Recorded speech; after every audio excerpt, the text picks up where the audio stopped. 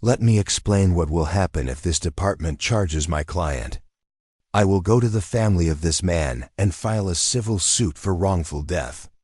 Times 10 based on this department's now established policy of holding untrained citizens responsible for knowing when a threat of violence has been eliminated.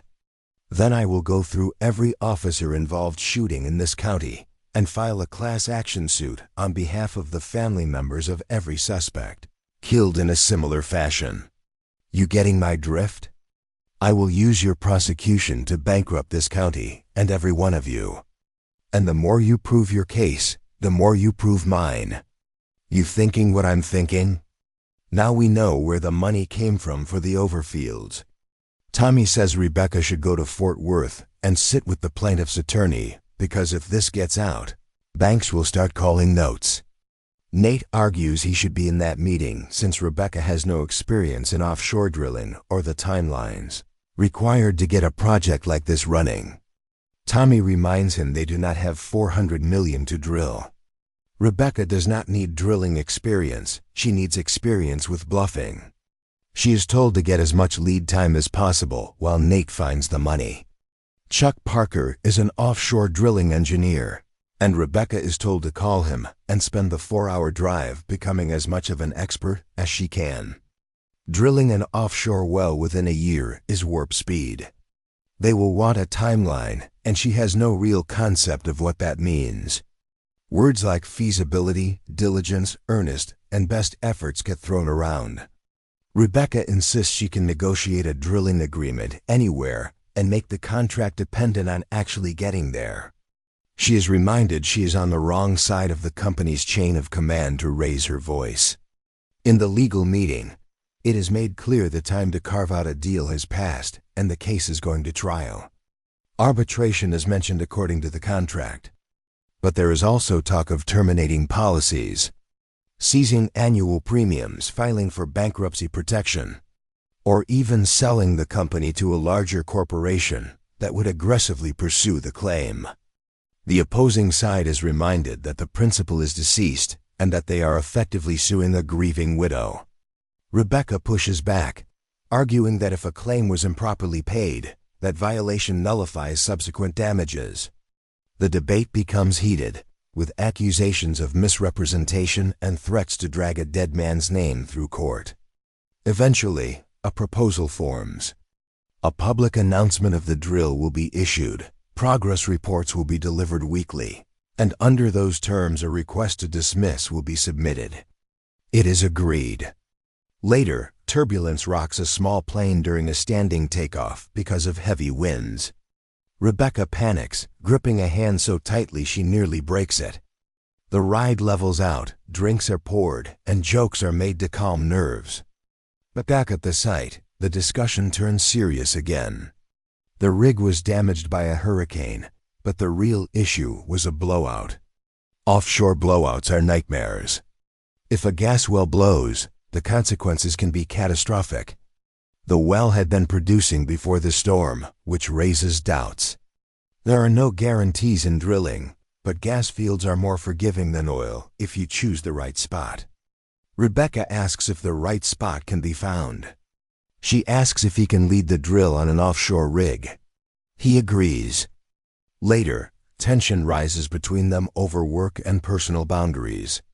A conflict form is introduced because of a romantic relationship between a superior and a subordinate.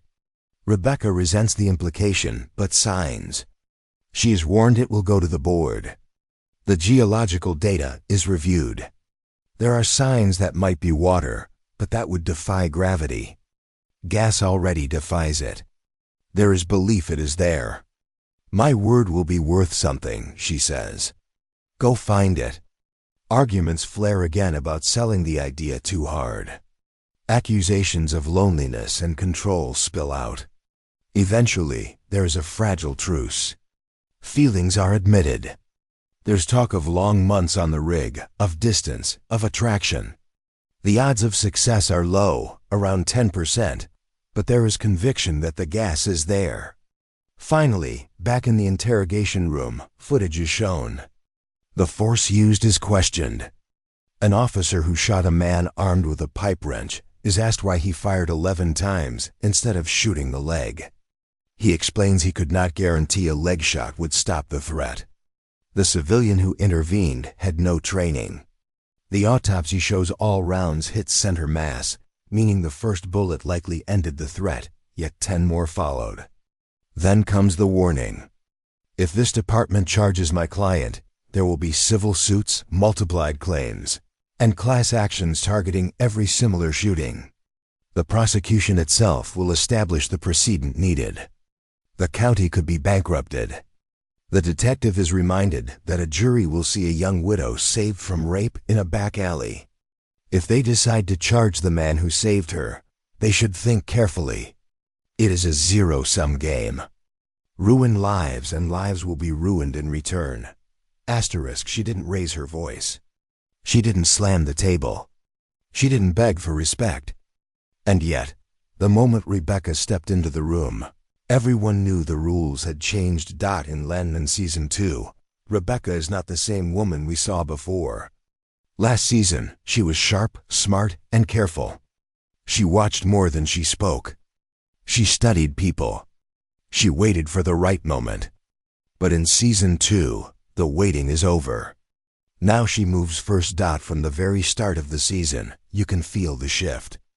Her walk is slower, but stronger. Her eyes don't search the room anymore, they scan it. Like she already knows what everyone is thinking. When someone challenges her, she doesn't react with anger.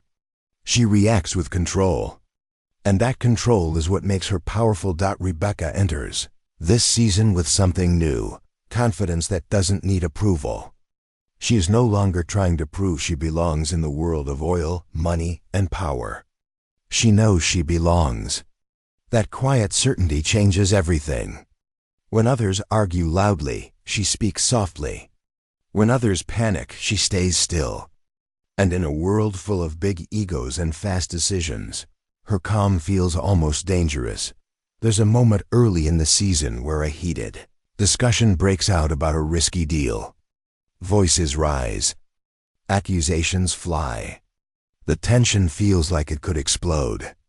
And then Rebecca speaks. Not loudly. Not emotionally. Just clearly. She lays out the facts, one by one. She points out the flaw in the plan. She doesn't attack anyone. She doesn't insult anyone. But by the time she finishes, the room is silent. That silence says more than applause ever could. What makes this version of Rebecca so interesting is that she isn't chasing power. She is shaping it. She doesn't need to sit at the head of the table to control the direction of the conversation. She guides people without them even realizing it. She asks the right questions. She lets others talk. And then she makes one small comment that changes the entire outcome. You can also see that she has learned from her past mistakes. In Season 1, there were moments when emotions got the better of her. Times when trust was given too easily. But Season 2, Rebecca doesn't repeat old errors. She listens more carefully. She keeps her cards close. When someone tries to test her loyalty or push her limits, she doesn't show her full hand. She simply watches and remembers that her energy this season feels grounded. She isn't rushed. She isn't desperate. She moves like someone who understands that real power is patient. And that patience makes others uneasy. Because when you can't read someone, you can't control them. Another powerful change is how she handles disrespect. Before, she might have explained herself. Now she doesn't waste time. If someone crosses a line, she responds in a way that is firm but controlled. She doesn't yell. She doesn't create drama. She just sets a boundary, clear and simple. And when she does that, you can see something shift. People start thinking twice before challenging her. There's also growth in the way she handles business decisions. She thinks long-term. While others focus on quick wins, Rebecca looks at the bigger picture. She understands that one smart move today can change everything tomorrow.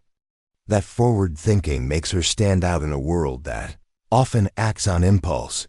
But what really makes her energy different this season is her silence. Rebecca has learned that silence can be louder than words. In meetings, she lets others reveal their weaknesses. In personal moments, she holds back just enough to stay protected. That quiet strength makes her unpredictable. And in a world where everyone thinks they know the game, being unpredictable is a huge advantage. Season 2 shows us a Rebecca who is no longer reacting to chaos. She is stepping ahead of it.